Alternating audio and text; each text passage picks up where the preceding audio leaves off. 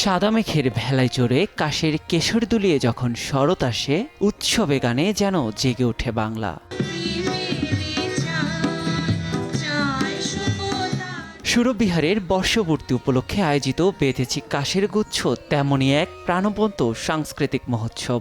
আবৃত্তি, নাচ ও গানের মনোমুগ্ধকর পরিবেশনায় যেন মুখর হয়ে উঠেছিল বাংলা একাডেমির ভাষা শহীদ মুক্ত মঞ্চ।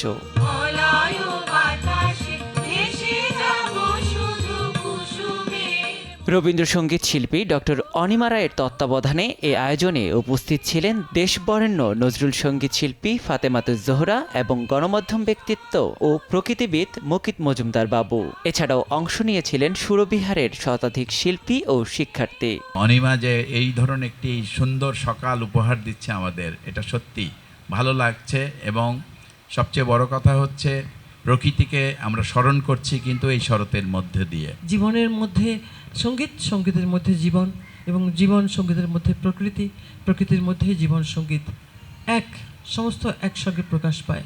বাংলাদেশের সংস্কৃতিকে সমৃদ্ধ করতে এই প্রয়াস অব্যাহত থাকবে বলে জানিয়েছেন বিশিষ্ট রবীন্দ্রসঙ্গীত শিল্পী ডক্টর অনিমা রায়। একটি প্রতিষ্ঠান শুধু একক কোনো ব্যক্তির কারণে এতগুলো বছর পাড়ি দিতে পারে না যদি না আমাদের সমাজে আপনাদের মতো অভিভাবকরা না থাকে, যারা সন্তানদেরকে আমাদের নিজস্ব সংস্কৃতির সাথে, আমাদের প্রকৃতির সাথে বেঁধে রাখতে চায়। তরুণ প্রজন্মকে সংস্কৃতি মনা ও প্রকৃতিপ্রেমী করে গড়ে তোলার এই অনন্য প্রচেষ্টা যেমন আনন্দের, তেমনি শেকড়ে ফেরার তাগিদও বলে মনে করেন সংস্কৃতিপ্রেমীরা।